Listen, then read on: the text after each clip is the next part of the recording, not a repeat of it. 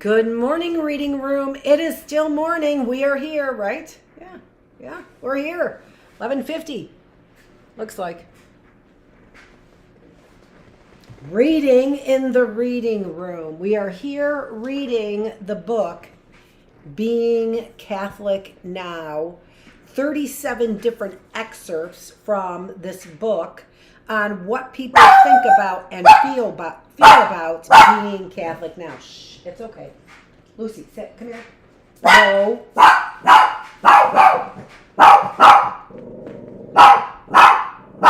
Okay. All done. Sit down.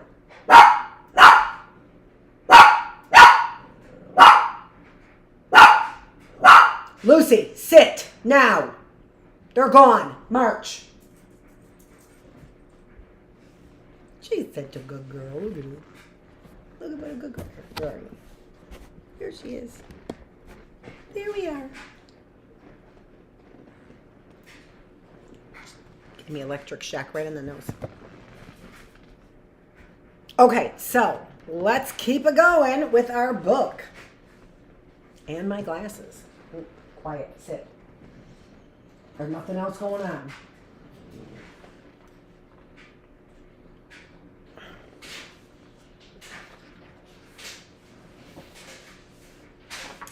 We are on to Frank Butler. Frank Butler. There's Frank.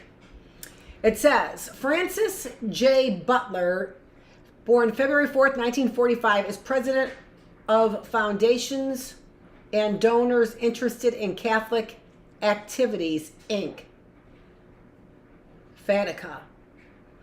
A consortium of 50 private philanthropic entities. Sounds like money laundering. Sorry, Frank. Butler has directed FATICA for over 25 years. Sounds like too long. All that money in the hands of this person. As the organization has played a proactive role in developing and forming a new generation of lay leaders for Catholic institutions. Doesn't sound like you're doing a great job, Butler. I'm just saying. Catholicism doesn't have a good reputation, so maybe you're not going to get so many lay people. You might want to start there. I'm just saying, Butler, it's your reputation. Are you pointing the finger at me? Hey, listen, there's all kinds of people who do fraud. This is right in writing here. I'm from a big Irish Catholic family, one of 6 kids. Red flags. I wanted very much to be a priest. Red flag. So I went into the seminary and was there for 9 years. Red flag. Until I decided that I wanted to be married. I left the seminary, but then had a very strong pull because of this experience to stay in something related to religion or my faith.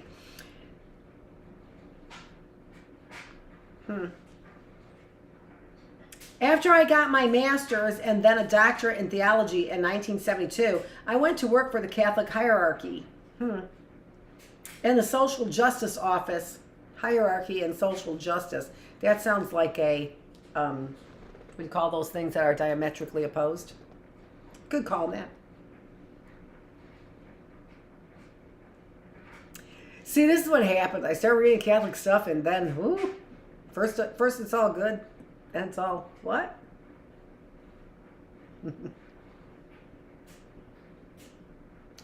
In the social justice office, mostly on Capitol Hill. Oh my gosh. What is it when you've got 3 things that are in direct opposition of one another? On poverty and urban issues.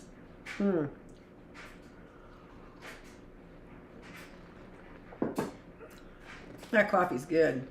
In 1980, I was asked by FATICA, a foundation and donors interested in Catholic activities. What does that even mean? Interested in Catholic activities? Because ask anybody what Catholic activities are, and you might not get the answer you're expecting. President. To work with them. FATICA comprises the 50 largest Catholic foundations in the world, representing $1 billion a year in giving, most of which has an impact on the church worldwide. It was a wonderful opportunity to work with highly motivated people, and I've been with this organization for 25 years. I know who he looks like. He looks like that evangelical. That's who he looks like.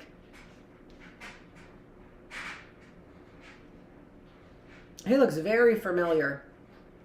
Like somebody's got his hands in more than one pot. I don't know. Are you a sheriff?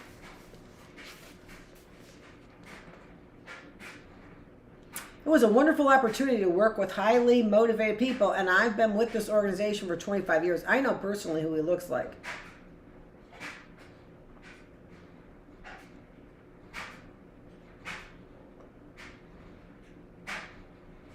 I don't know if I do. I could recite a lot of cases where we've hit home runs for the Catholic Church, but where we started out with just enormous amounts of anger.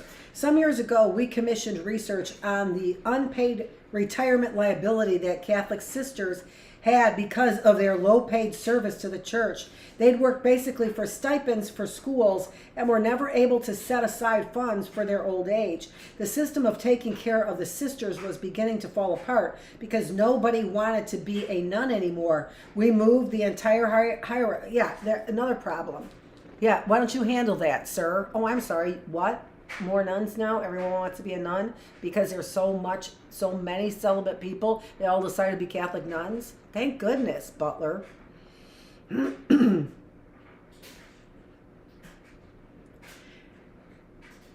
system of taking care of the sisters was beginning to fall apart because nobody wanted to be a nun anymore. We moved the entire hierarchy to start a program nationally, and over $500 million had been raised so far. The public has been educated, so now they know that the religious aren't provided for in their retirement. Why would the Catholic Church, as rich as they are, provide for the nuns? Sounds like the same problem veterans have. Sounds like the same problem that our soldiers have. Why would government take care of them when Still today, nuns are not usually provided for in retirement, but they are better able to determine how they would like to live out their lives without economic stress. We found sisters who were chambermaids in motels just to bring income into their convent. We had a convent in New York, a small group that went out to a bank and borrowed to pay for the funeral of one of its members, and it couldn't pay the loan back. There were these god-awful stories all around, and the sisters blamed themselves. They were ashamed and didn't want to talk about it publicly, so it was a difficult issue to move on. You can see a dramatic difference with the sisters who run the hospitals. The Catholic Church sponsors about 1/5 of the hospital beds in the country, which is huge, and those sisters don't have a problem because the salaries in the hospitals are basically driven by Medicare. They are doing fine, but they are really the exception, and that's not really fine. That's welfare. So you've got your nuns, Catholic Church, on welfare. Nice job. We're reading Being Catholic Now, so I gave you the thumbs up sarcastically instead of the middle finger sarcastically. Most sisters taught in schools or did social work, and they have nothing. The situation in New Orleans is amazing. Most of the religious women were really in terrible straits, and they probably had a lot of information on those Catholic priests that they could have bribed them with. Oh, what happened to New Orleans? Katrina? What? The church has raised about $180 million to rebuild a church infrastructure, but all that is going through the diocesan systems and is not going to the religious. They can't get money from FEMA either, so they are just sort of stuck between a rock and a hard place, and that gives me a job to handle all these millions for the nuns. No, don't let the sisters handle it. We got it. Butler's got it. These older women over age 70 and still trying to teach and serve the poor, but they can't get help, so we are organizing something right now. Oh, are you organizing? Are you still in the organization phase? Part of my work here is to turn all people with righteous anger in a constructive direction. I bridge the worlds of church leadership. Why a fucking righteous anger. That's because of injustice. Sheriffs. But I understand the church can be a sinful institution. It is made up of human beings. Sex-craved priests. So you're going to get all kinds of behavior. Oh, really? Are you going to? Really? In the church. In the church, you're going to get all kinds of behavior. This is why I'm sorry. Who's talking like this? An old white man? Jesus Christ. Get your poop in a group, you asshole.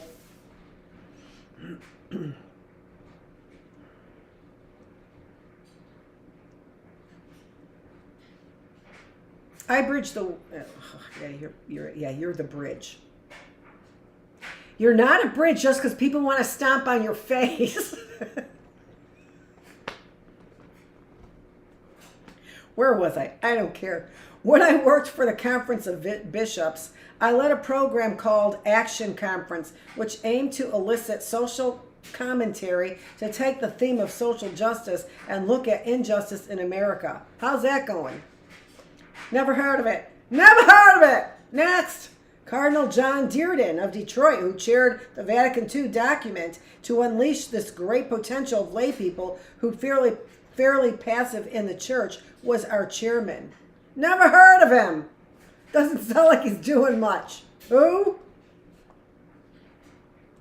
We held hearings all around the country. People with brown lung disease from working in the textile mills, illegal aliens, American Indians, farm workers in California, people from inner city ghettos, and rural hallows all testified.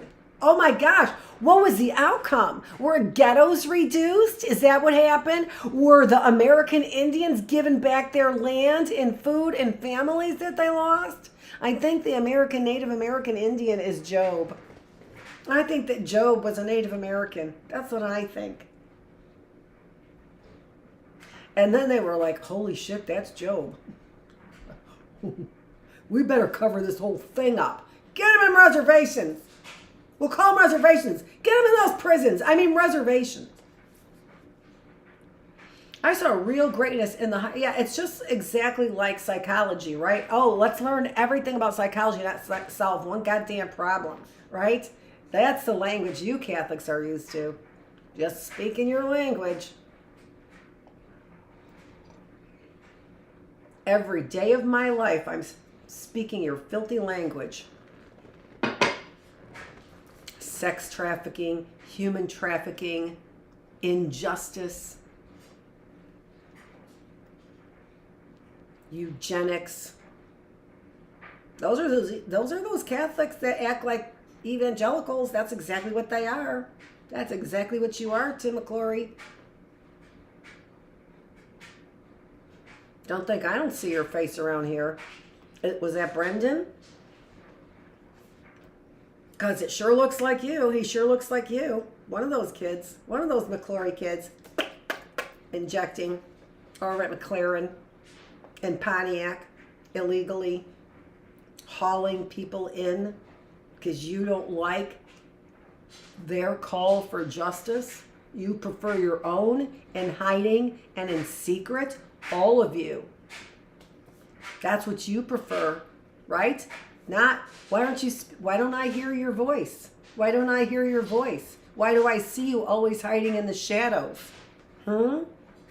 Why would I see you always hiding in the shadows? Because that doctor over there looks exactly like you, McClory.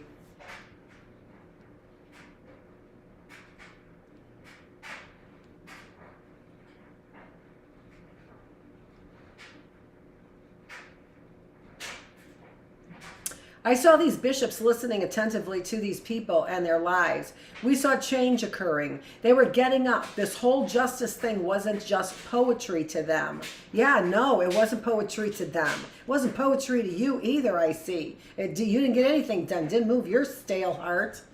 Up until that time, I'm not sure a lot of bishops understood Catholic social teaching. Yeah, I'd imagine bishops wouldn't. Thank God you were there, Butler. But they began to understand through this listening process how injustice actually played out in people's lives. This process led to a major conference, more conferences on justice in 1976. The conference was somewhat traumatic for the church because church leaders heard more than they wanted to hear, not only about injustice in society, but also injustice inside the church.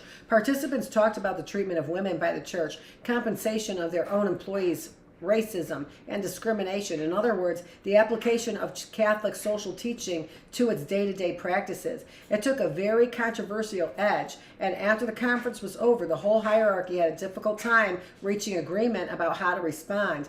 In the end, it turned out that much change did occur as a result of the whole process. Let's hear about how much money you spent on that process. And then let's weigh it on the scales of justice with what actually was the outcome, shall we? Bishops moved forward.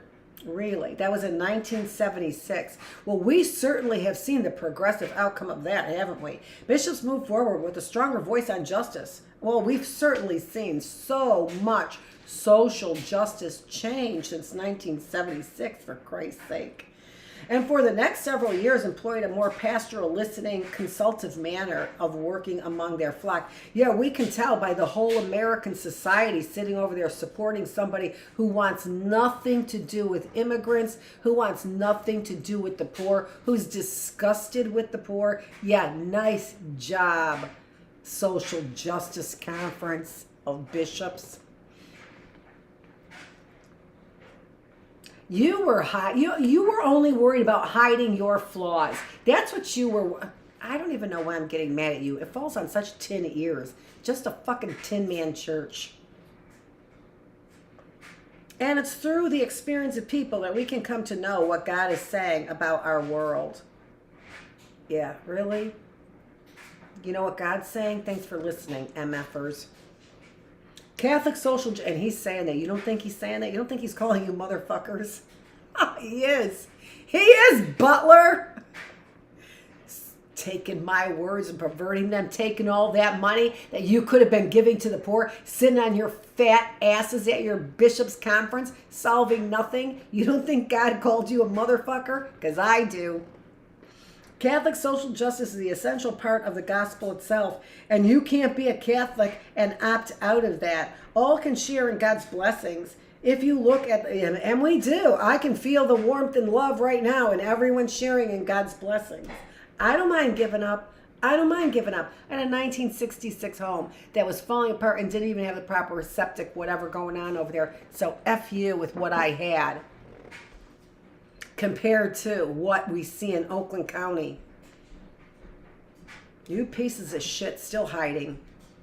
If you look at Protestant tradition, it's very much focused on the individual. Ours is a little more horizontal. You get your salvation in the Catholic faith because of your linkage to the faith community. In a way, you could say that you're not going to get to heaven by your own individual effort, but the church, but Christ's. And that's why you must stay connected to his body, the church community. No, not when the church community is clearly not Christ's body or representing Christ in any way. I would absolutely be severed from that body. Not Christ's. That body of the church, saying that Christ is connected to that. You say, no wonder God is saying, you motherfuckers, I'm not connected to your pedophilia, and I don't know how to solve the fucking problem. That is why when you are excommunicated, people say you are dead. You're not going to make it, and you are out of the Christian community. The Christian community is Christ. No, I'm sorry, it's not. Christ is Christ. The Christian community? No. And I'm quite certain that Christ would not be that exclusive and inclusive in that way.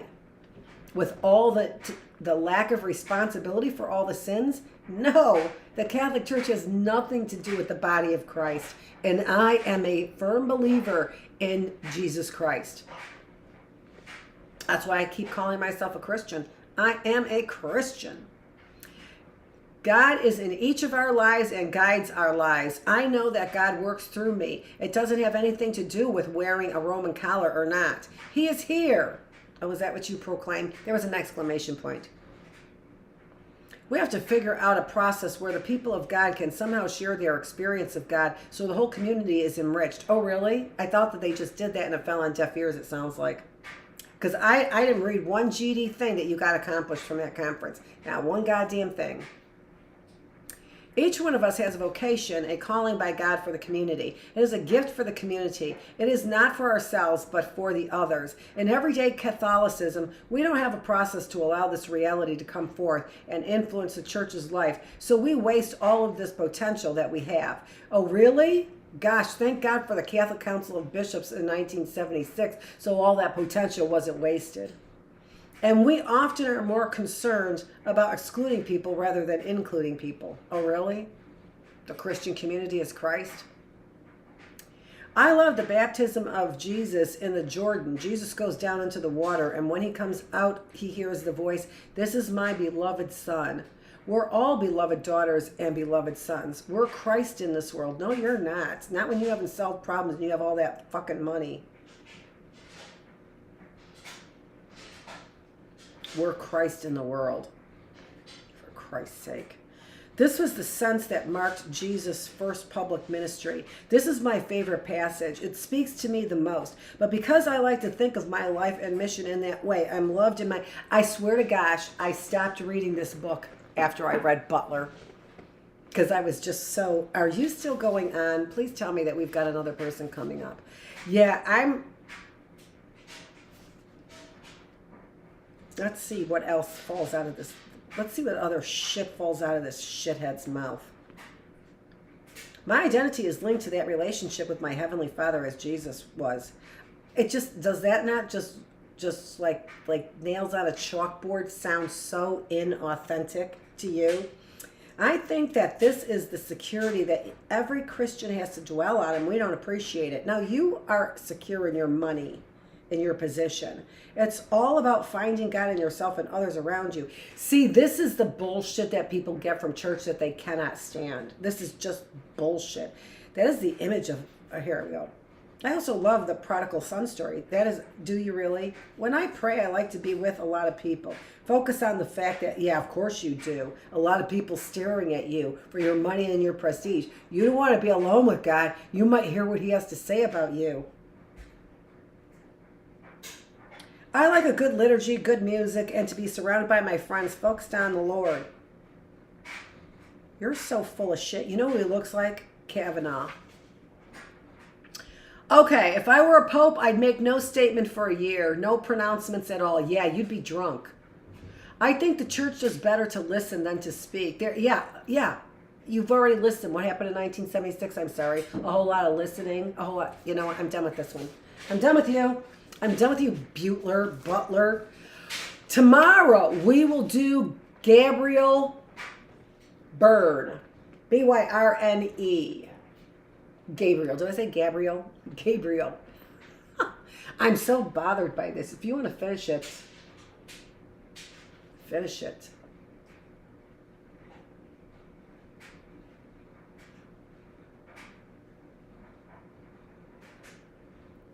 Oh my gosh, what just a fucking mouthpiece for a bunch of nobodies. This is Dr. Annette Feravich. On day 181, I got my calendar changed, and we just really who cares about that? Who cares about what you had to say, Butler? Ugh.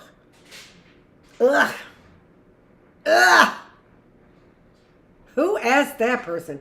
Kerry, I understand why you ask people like that. I do. We're on a first name basis now because I love your book, me and Kerry. I do understand why you have people like that in here. It is a profound revelation, but I'm going to tell you something. That's where people stop reading, right there. That's where I stopped reading your book. I'm just letting you know. I'm not going to stop reading your book now. And by the way, Kerry, I picked it up where I left off. I read it. I'm pretty sure I read it from the beginning. So some of those had got a second chance or something like that. I don't know. I've read this a few times. That's all I'm saying, Kerry. So even though I have a really hard time with that, I am of the position that I am not alone. There's a lot of people who have a real hard time with that kind of nonsense. You took up 4 or 5 pages to say absolutely nothing. How much money is in that philanthropic area of the church?